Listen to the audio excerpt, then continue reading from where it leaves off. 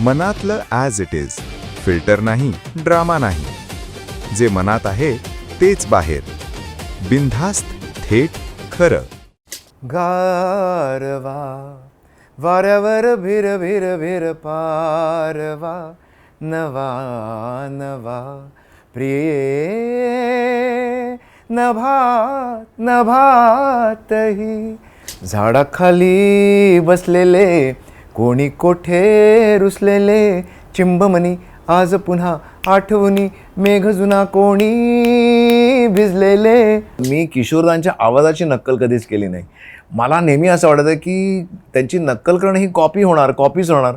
पण त्यापेक्षा आपण ती ज्या फिलिंगनी गायचे त्या फिलिंगनी गाण्याचा जो प्रयत्न केला, 5% का होईना आपण त्यांचा आवाजाची कॉपी न करता गायचा प्रयत्न केला फिलिंगनी त्या, तर लोकांना ते आवडू शकतं. आणि तसंच झालं. भवरे की गुंजन है मेरा दिल, कब से संभाले रखा है दिल, तेरे लिए तेरे लिए. सगळीकडे ऑल ओव्हर वर्ल्ड माझे पॉप शो झाले. मग मी US टूर केली शाहरुख खान बरोबर. म्हणजे शाहरुख खान, जुही चावला, नम्रता शिरोडकर, संजय दत्त, सुष्मिता सेन, नंतर जॉनी लिव्हर, रिचा शर्मा आणि मी. मोठमोठ्या एरिनाज म्हणजे 10,000 हजारचं क्राऊड.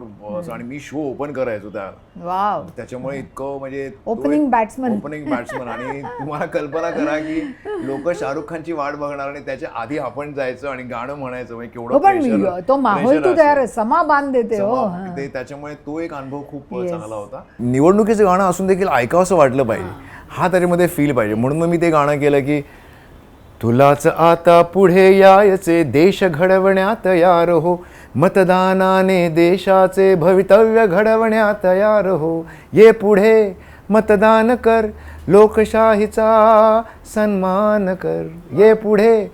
मंडळी, आजकाल ग्लोबल वॉर्मिंगमुळे सगळीकडे एवढा उकाडा व्हायला लागलेला आहे ना, की असं वाटतं कधी एकदा मस्त पावसाची झड येते आणि सगळीकडे असा मस्त गारवा पसरतो.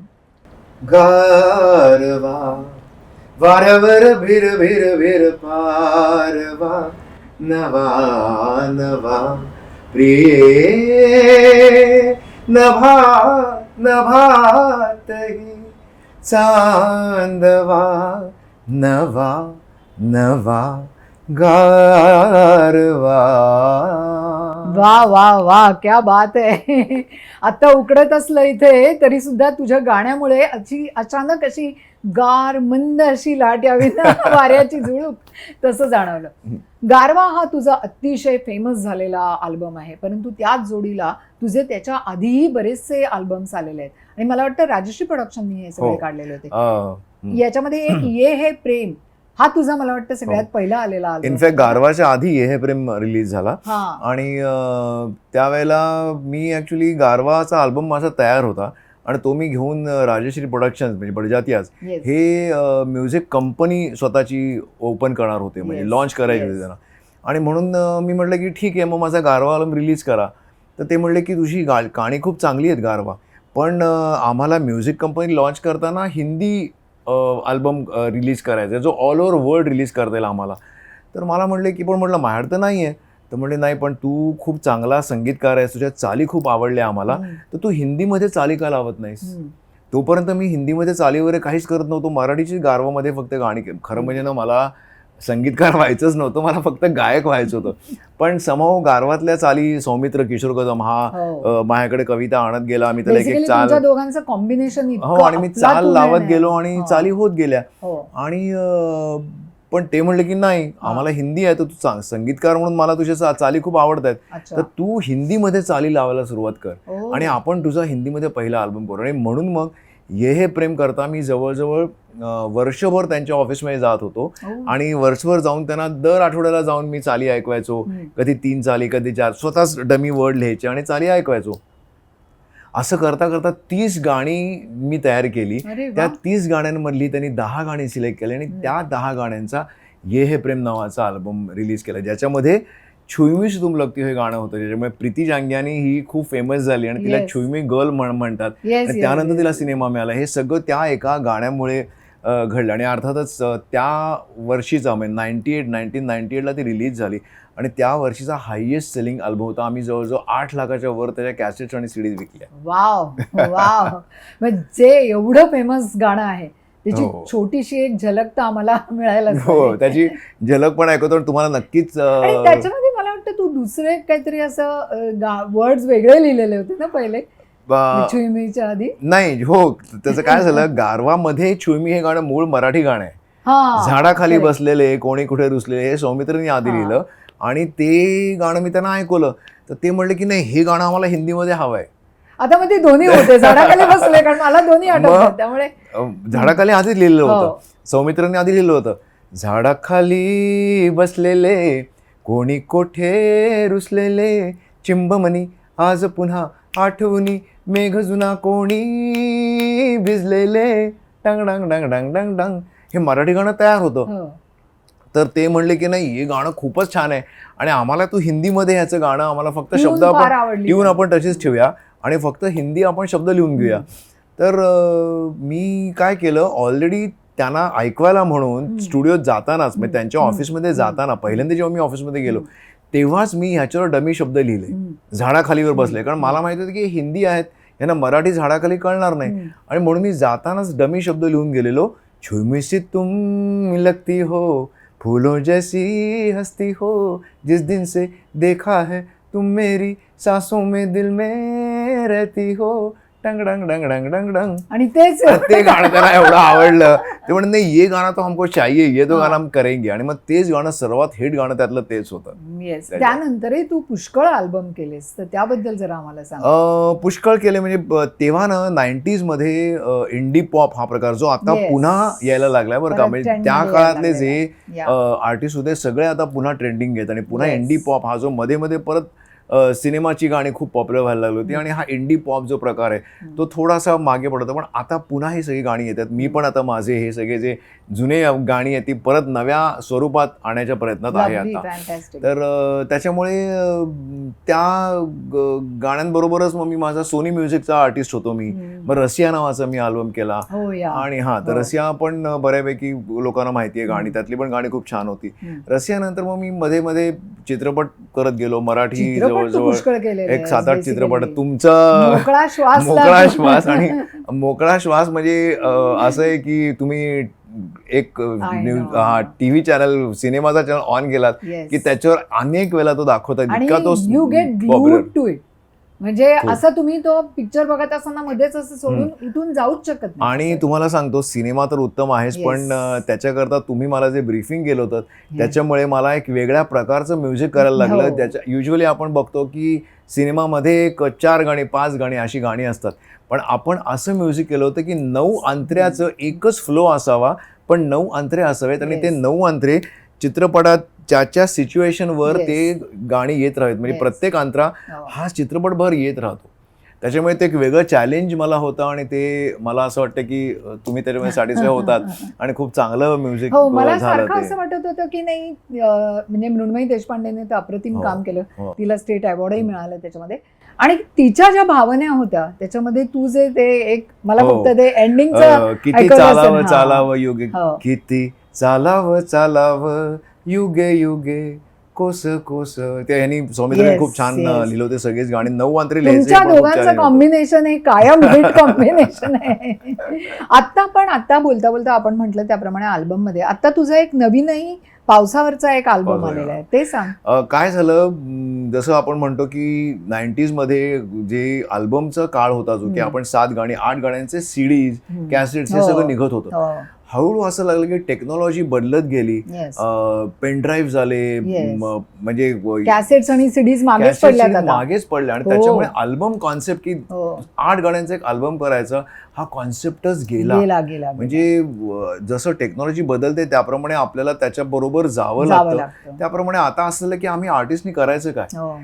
अल्बम कुठे रिलीज करायचं, कारण म्युझिक कंपनीज आता अल्बम करत नाही. करत नाही. त्याच्यामुळे मग प्रत्येक आर्टिस्टनी सुरू केलं की आपण स्वतः एक गाणं प्रोड्यूस करावं आणि युट्यूबवर ते लॉन्च करावं, त्याचे Yes, व्हिडिओज करावे. yes. आणि मग मी गेले काही वर्ष असंच करतोय की मी स्वतः गाणी आम्ही सगळेच आर्टिस्ट असं हो. करतात की गाणी आपण क्रिएट करतो, प्रोड्यूस करतो Yes. आणि त्याचा एखादा व्हिडिओ करतो. खूप तशी मी सुंदर झालाय तुझा तो दरवर्षी व्हिडिओ.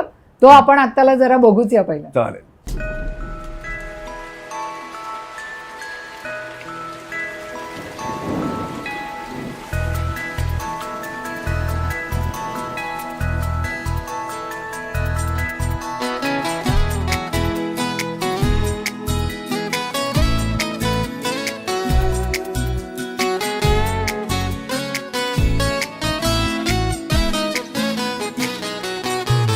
पावसा तुझ्यामुळे मला सुचते गाणे नवे, पाण्याचे हे येणे जणू गाण्यालाही हवे हवे. पावसा तुझ्यामुळे मला सुचते गाणे नवे, पाण्याचे हे येणे जणू गाण्यालाही हवे हवे. पावसा तुझ्यामुळे मला सुचते गाणे नवे, पाण्याचे हे येणे जणू गाण्यालाही हवे हवे. पावसा तुझ्यामुळे. इतकं सुंदर गाणं आहे, खरोखर असं वाटतं हो. की पावसात आपणच चिंब भिजून गेलोय की काय. दरवर्षी मी आता असं एक गाणं रिलीज करतो Yes. पावसाचं. एक प्रत्येक वर्षी गेल्या अनेक वर्ष Beautiful. तुम्ही जर माझ्या युट्यूब चॅनलला गेला तर ती तुम्हाला गाणी बघायला ऑफकोर्स ऑफकोर्स मिळतील. फार सुंदर आहेत, सगळीच गाणी सुंदर आहेत. आपण आता तुझ्या जरा मागे थोडं रिवाइंड करूया आणि तुम्ही जे आहात ते तुमची खानदानी गायकी आहे. म्हणजे तुझ्या जवळ तुझे वडील गायक, तुझे ग्रँडफादर आजोबा गायक, आजोबा त्यांचे पणजोबा म्हणजे Yes. अगदी खापर पणजोबांपर्यंत. Yes. म्हणजे आम्ही ग्वाल्हेर घराण्याचे गायक होतो की Yes. माझे वडीलही अतिशय उत्तम गायक Yes, होते. yes. आजोबा हे इचलकरंजीच्या दरबारात दरबारगवी होते, पणजोबा हे सांगलीच्या दरबारात दरबारगवी होते. ज्या काळात राजे महाराजे असायचे Yes. आणि त्यावेळेला ही त्यांना फार मान असायचा गायकांना. हो, दरबार गवई हो, म्हणून त्यांना हो, खूप मोठा मान हो. असायचा. आपण कट्यारमध्ये ते पाहिलेलंच हो आहे, किती एक्झॅक्टली. म्हणजे ते त्यांचा अगदी मान सेम होता. बघितलं ना तसं मला वडील सांगायचे की त्यांना म्हणजे न्यायला बग्गी यायची आणि अरे वा. खूपच मानाचं मस्त. होतं ते सगळा हा. प्रकार. आणि हे सांगली सांगली दरबारात माझे पणजोबा होते हा. आणि इचलकरंजीला माझे आजोबा होते, अच्छा. केशवबुवा इंगळे आणि अच्छा. गुंडूबुवा इंगळे हे माझे पणजोबा, जे अच्छा. बाळकृष्णबुवा इचलकरंजीकरांचे पट्टे शिष्य होते. ओ, अच्छा. असे तर हे आमचं पिढीजात चालत आलं. पण मी खूप उशिरा सुरू केलं. म्हणजे अच्छा. माझ्या वडिलांना, त्यांच्या वडिलांनी म्हणजे माझ्या हा. आजोबांनी हा. वयाच्या 5व्या वर्षीपासून गाणं ओ. शिकवलं. उठवायचे, हो. पहाटे 5ला उठायचं आणि रियाजाला बसवायचं. बरोबर आहे. समोर माझं एवढं झालं नाही शिक्षण क्लासिकल, मी एवढं लवकर सुरू नाही केलं. आणि घरात असं झालं की घरात मी सुरात गात होतो तर काही विशेष काही नाही वाटलं आई वडिलांना, कारण काय सुरातच गाणार, कारण घरातच पिढीजात म्हणतात ना, गाणं होतं. गाणाऱ्याचं पोर त्यात रडतं पण काही गाणं सुरातच. रडतं सुरात, तसं मी सुरात रडत असणार. त्याच्यामुळे ते काही विशेष नाही वाटलं. पण पुढे पुढे मी जेव्हा स्पर्धांमध्ये, शाळांमध्ये आणि कॉलेजमध्ये स्पर्धांमध्ये भाग घ्यायला लागलो आणि सगळीकडे मला पहिलं प्राइज मिळायला लागलं, Yes. तेव्हा मग वाटायला लागलं की अरे आपण हे करिअर घेऊया का. माझ्या वडिलांची अशी इच्छा होती की नाही, तू एक हॉबी म्हणून गाणं कर आणि तू चांगला ऑफिसर हो, मी तुला वाटेल तेवढं शिकवायला तयार आहे. आणि म्हणून मग मी त्या काळी गाण्यातून पैसा म्हणजे हो थोडंसं जरा थोडंसं होतं. त्यांना स्वतःच्या हा. अनुभवावरून वाटत असेल की नाही हे रिस्की फील्ड आहे आणि म्हणून काही करिअर करू नये. आणि मग त्यांनी मला BCom MCom, मग ते म्हणे CS तू हो. मी CS ची पहिल्या वर्षी परीक्षा दिली. हे सगळं करत असताना माझं मन काही तिकडे रमेना. हे CS वगैरे प्रकरण इतकी वर्ष मी तुला ओळखते पण माहिती नव्हतं. तर ते एक पहिलं वर्षच केलं मी. आणि पहिलं वर्ष केल्यानंतर मला लक्षात आलं की हे काही आपल्याला झेपणाऱ्यातलं नाहीये. म्हणजे तसं काही फार मी हुशार पण नव्हतो बुद्धीनी पण. हे असं काही म्हणू नको, मला वाटत नाही. आणि किती वर्ष त्याला लागतात ते CA करायचं, म्हणजे खूप वर्ष जातात. आणि माझा कम्प्लीट तोपर्यंत कल असा होता की नाही, आपण म्युझिक हेच करिअर करायचं आणि मला गायकच व्हायचं, मला किशोर कुमार व्हायचे असं माझ्या डोक्यात आय वॉज होतं. अबाउट टू से इट की मला स्वतःला किशोर कुमारची गाणी अतिशय आवडतात आणि तुझ्या आवाजामध्ये किशोर कुमारची गाणी ऐकल्यानंतर असं वाटतं सही सही आपण किशोर कुमारचंच गाणं ऐकतो. तर त्यामुळे एक नाही, झलक थोडी. नाही, किशोर कुमारचं गाणं ऐकतं असं वाटतं, पण त्याचं कारण असं आहे की मी किशोरदांच्या आवाजाची नक्कल कधीच केली नाही. मला नेहमी असं वाटतं की त्यांची नक्कल करणं ही कॉपीच होणार. पण त्यापेक्षा आपण ती ज्या फिलिंगनी गायची त्या फिलिंगनी गाण्याचा जर प्रयत्न केला, 5% का होईना आपण त्यांचा आवाजाची कॉपी न करता गायचा प्रयत्न केला फिलिंगनी त्या, तर लोकांना ते आवडू शकतं. आणि तसंच झालं. म्हणजे मी त्यांच्या आवाजात न गाता सुद्धा हे माझं भाग्य आहे की लोकांना मी किशोरदांची गाणी गायलेली आवडतात. बाकी काही फारच नाही. सुंदर. तर असं नाही सोडणार पण. एक रेअर गाणं म्हणजे खूप शंकर जयकिशनकडे किशोरदा खूप कमी गायले.